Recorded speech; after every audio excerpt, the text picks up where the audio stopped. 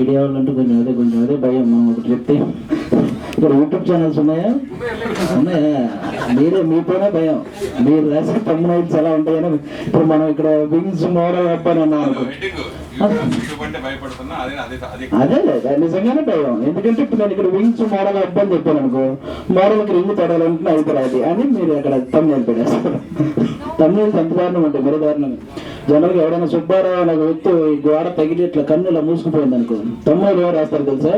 గోడ తగిలి కన్ను మూసిన సుబ్బారావు అని రాస్తారు. అలా ఉంటుంది. తమ్ముడికి అంత తేడా ఉంటుంది అనమాట.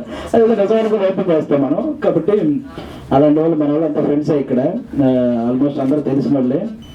ముఖ్యంగా ఇక్కడ ఈ వింగ్స్ మోడల్ హబ్, ఇతను హైదరాబాద్లో అంతకుముందు చాలా ఈ మిస్ ఇండియా ప్రోగ్రామ్స్ ఇవన్నీ చాలా చేశారు.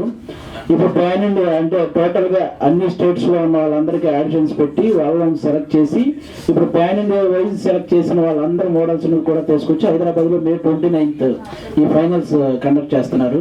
ఇది పెద్ద సక్సెస్ అవ్వాలని, వాళ్ళు అనుకున్న డ్రీమ్ మంచి సక్సెస్ అవ్వాలని మనస్ఫూర్తిగా కోరుకుంటున్నాను.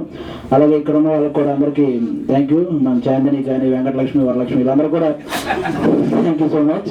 వాళ్ళు కూడా పెద్ద ఇంకా వాళ్ళ గోల్స్ రీచ్ అవ్వాలని మనస్ఫూర్తిగా కోరుకుంటున్నాను. అలాగే సురేష్ కొండెట్టి గారు, ఆయన ఉంటే చాలు ఈ ప్రోగ్రామ్ పెద్ద సక్సెస్. ఎందుకంటే ఏదో గెలికేస్తారు ఇక్కడ వచ్చి.